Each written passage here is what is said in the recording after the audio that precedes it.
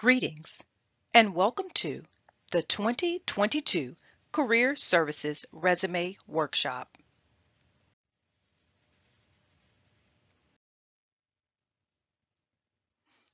What's going on at the CAP? The Southern Crescent Technical College Career and Academic Planning Center has a wealth of resources and upcoming events to assist every student. Today's workshop is an opportunity to prepare our students and graduates for meaningful and satisfying careers in an array of career fields. Make preparations to attend the 2022 Career Fair on March the 30th.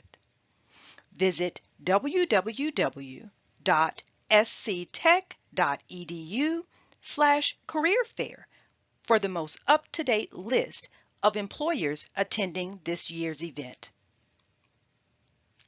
The CAP Center will be hosting 2 summer registration workshops. Mark your calendars for either event, March the 22nd or April the 26th. The SCTC Dress for Success Career Closet is accepting appointments. Please email careerservices@sctech.edu for more details or to schedule your appointment.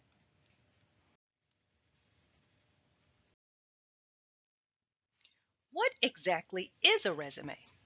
A resume is a summary or quick snapshot of your skills and qualifications for a job. Think of it as a nonverbal sales pitch to a potential employer.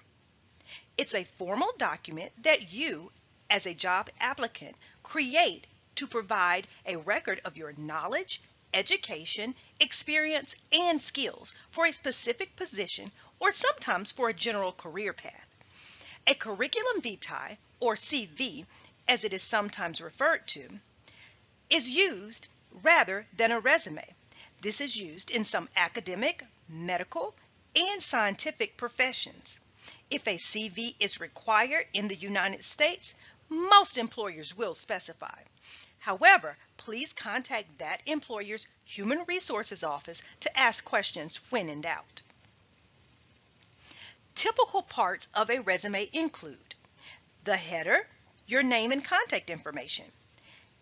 If the employer decides that they are interested and would like to bring you in for an interview, they must have a way to reach you. Contact information should include a personal phone number, your home and/or your cell, and at least one working email address that is monitored daily. Also include a mailing address for companies that may still use the Postal Service to send out notifications. Please consider carefully before adding any social media links to your resume. The professional objectives and qualifications summary are both optional. However, it is a good idea to provide an employer with a brief overview of what your goals or objective is or what makes you a great fit for the position. Education and experience are always listed on your resume. Which is listed first depends on where you are in your career. Are you a new graduate with limited experience in the job that you are applying for? Then it may be best to list your education first. Are you a seasoned, experienced individual, but just looking for a change or some advancement? You may want to list your professional experience as your focal point of your resume.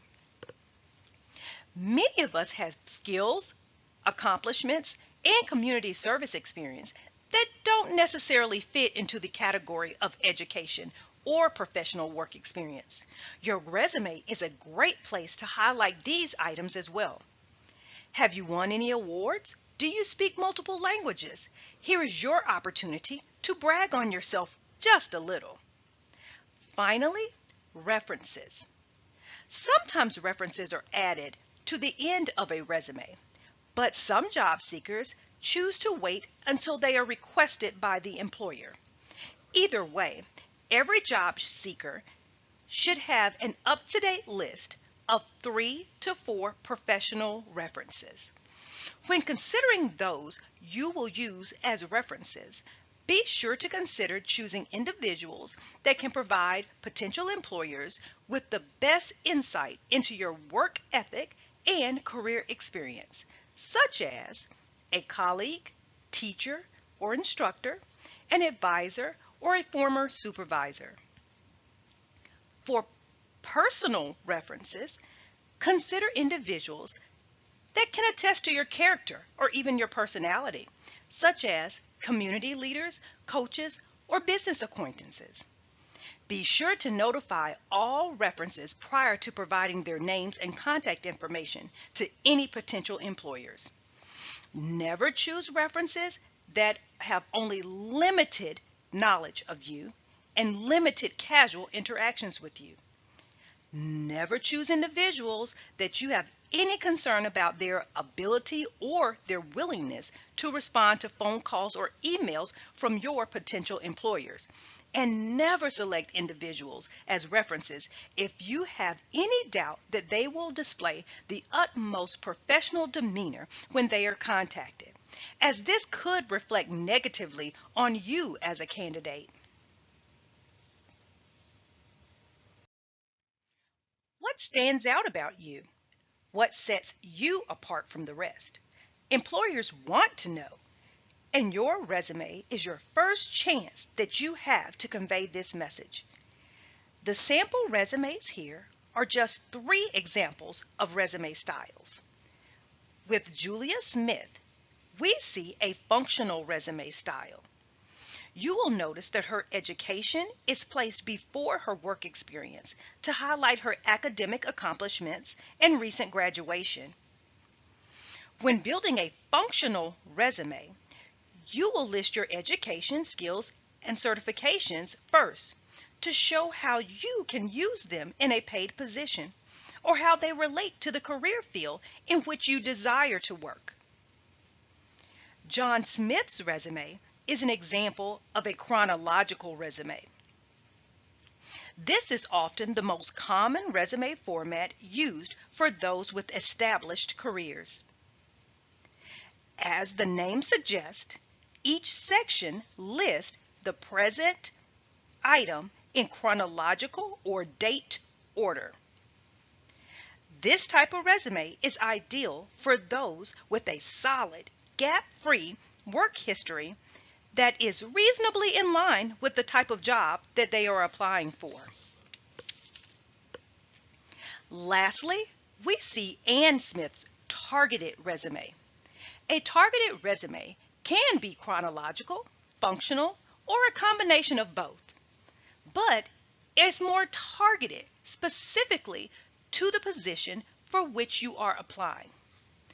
Work history, skills, and education sections are carefully constructed to emphasize the job requirements using exact keyword matching from the description. The use of the word nurse and nursing throughout this resume leaves no doubt about her targeted career field. Making a great first impression is key. Here are a few tips to get you started.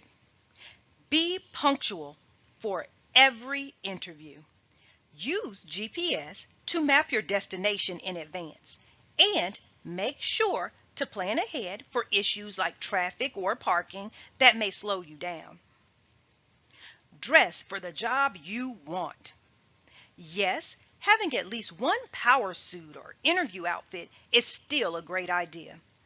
If possible, pay attention to those within the organization that are 2 to 3 positions above the position you are applying for. What type of professional attire do they wear? Do your research. Go directly to the organization's website and take time to speak one-on-one with individuals you may know that already work there. Nonverbal communication speaks volumes. Make an effort to show that you are engaged in the conversation and genuinely interested in the organization and the position. Be prepared for your interview. While many interviews may be standard, you should be familiar with everything you have written on your resume. Be prepared to discuss these items in detail. Be polite and respectful with everyone. You never know who's watching.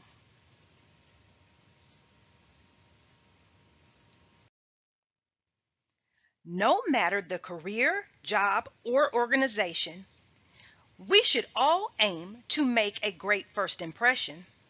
Looking your best during your job search and interview can build confidence. No matter the position or career level, wearing everyday jeans and a graphic tee to an interview is never acceptable. Make every effort to look your best. If you need additional guidance on what attire is appropriate for your job interview for a specific career, please take time to speak to our staff today about our Dress for Success career closet.